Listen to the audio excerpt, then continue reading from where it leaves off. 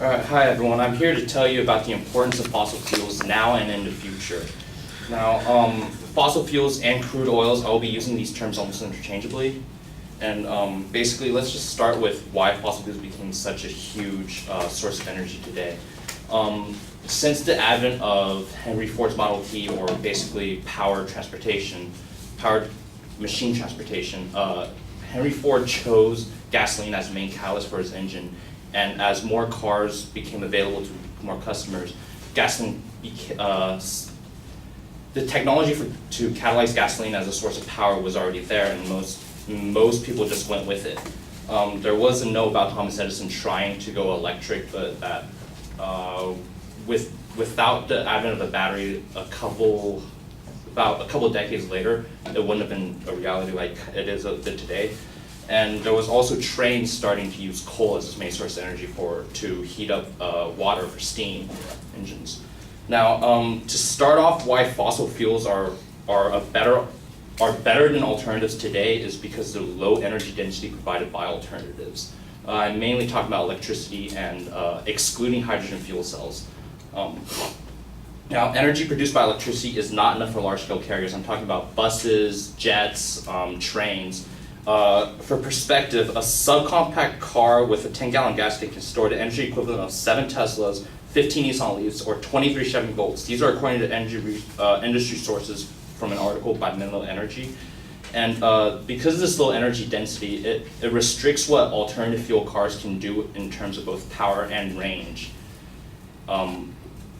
Also, because of this, it also validates the use of fossil fuels for non-transport oriented functions, mainly as a power source. Because of the same low energy density, Ken Cohen of ExxonMobil states that a gallon of gas has enough energy to charge an iPhone every day for almost 20 years. By the cost effectiveness of this, a gallon of gas costs maybe under $3 today, whereas using electricity every day for 20 years to charge an iPhone will run you up about $1,000 if I remember correctly, about $1,000 if I remember correctly. And because of this, there's also a stigma with nuclear energy that's causing people to stay away from that, which is why there's still coal power plants and other fossil fuel energy sources today. Another use for plastics is in the production of everyday products. I mean, how many people here own something that's plastic-based? It should be everyone with phones, laptops, all those. They use plastic, and crude oils have a fraction, a specific element that is crucial for the production of plastic, and that's called naphtha. Now, by an article from Plastics Europe, it describes in detail what naphtha has to do with crude oils, and it says that the distillation process involves the separation of heavy crude oil into lighter groups called fractions. Each fraction is a mixture of hydrocarbon chains, which is basically just carbon and hydrogen mashed together, which differ in terms of size and structure of these molecules. One of these fractions, naphtha, is the crucial element for the production of plastics, in which it's the agent that bonds them together. It basically is the creation of these plastics. Now, of course, everyone knows about the importance of plastics in everyday life with production of the interior of vehicles, phones, casing for about everything and anything that you can see today. I mean, even clothes use plastics in some cases, nylon, just other things that aren't coming to mind right now. And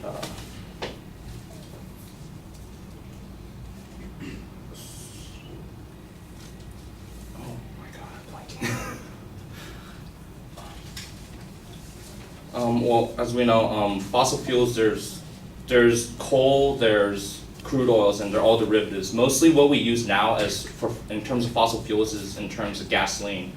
And that's, I believe, here to stay for quite a while. And because of the advantages it currently has over everything else, I don't really see a reason to change and to find another energy source, as it's actually been proven that fossil fuels will not run out if we keep using them at the current rate that we're using today. Thank you.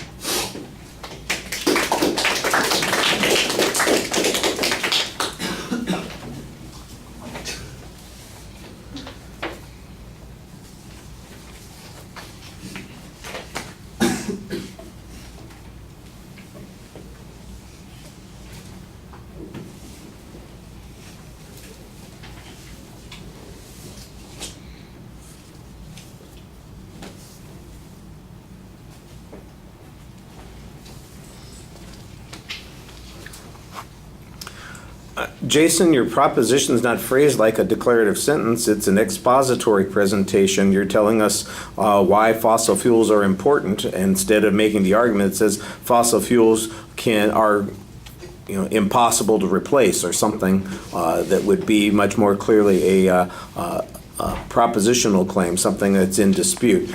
And there are a couple of other places where you develop some variations of that argument, but never really make the argument as clear as it should be. There's no preview of what the structure is going to be at the start of the speech.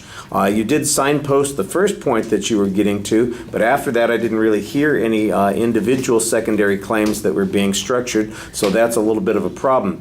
I think that you need to give us a little bit more background on what the controversy over fossil fuels is, and that there has been a movement to move to alternatives, and then simply argue that the alternatives are unable to fulfill the same functions that fossil fuels are able to fulfill, including providing sufficient power that is reliable, to providing the derivative resources that we need to have for secondary industries and for maybe cost issues or something along that. Maybe it's just the two that you want to talk about. I'm not sure. That's mostly what you focused on. So you need to kind of focus that claim a little bit more. I think you got off on a tangential issue. I don't know that anybody says that we should get rid of fossil fuels because we don't need plastics. So there's not really much controversy on that particular point. The idea, though, that reducing fossil fuels for transportation purposes, that involves some of the discussion that you had earlier on about the alternative transportation issues. And I don't really hear much argument as to why, except for 100 years ago when there's a discussion of the development of those original fuel systems. I don't hear any criticism of the existing fossil fuels except that one piece of information that you had, which was interesting, that a single gas tank filled of a contemporary internal combustion engine would have the amount of power that you had, and you listed all the Teslas and all those kinds of things. I think that's where you need to start building that argument. That's where the argument really is. All right, thank you.